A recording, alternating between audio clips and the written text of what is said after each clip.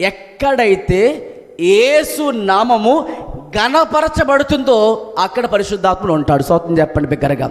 పరిశుద్ధాత్మ నీలో ఉండి ప్రార్థన చేస్తే నీవే ఎప్పుడప్పుడు ప్రార్థన చేద్దామా, ఎప్పుడప్పుడు ఉదయం లేచి తెల్లవారుజామున ప్రార్థన చేసుకుందామా, ఎప్పుడప్పుడు వాక్యం విందామా, ఎప్పుడప్పుడు వాక్యం చదువుకుందామా, దేవునితో ఇంకా దగ్గరగా గడుపుదామా, ఎప్పుడు ఆదివారం వస్తుందా.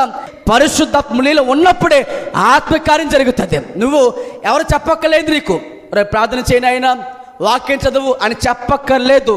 నీ లోపల ఉన్న ఆత్మయే ప్రేరేపిస్తుంటుంది. హల్లెలూయా. అలాంటి వారు మాత్రం మోకరించి ప్రార్థన చేస్తారు. సమయం తెలియకుండా గంటలకి సమయం గడుపుతారు.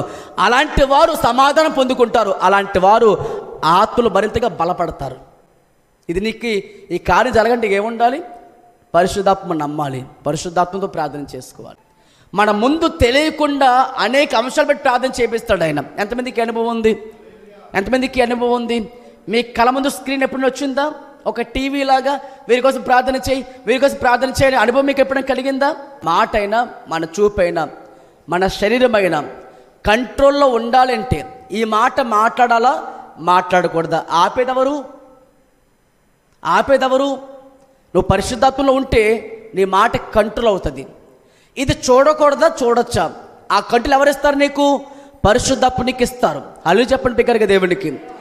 ఒకవేళ నువ్వు ఏదైతే జయించలేకపోతున్నావో నువ్వు ఆయన ఆత్మ సహాయం కోరుకుంటే తప్పకుండా వాటిపై నువ్వు ఏమిస్తాడు? ఆయన విజయాన్ని ఇస్తాడు.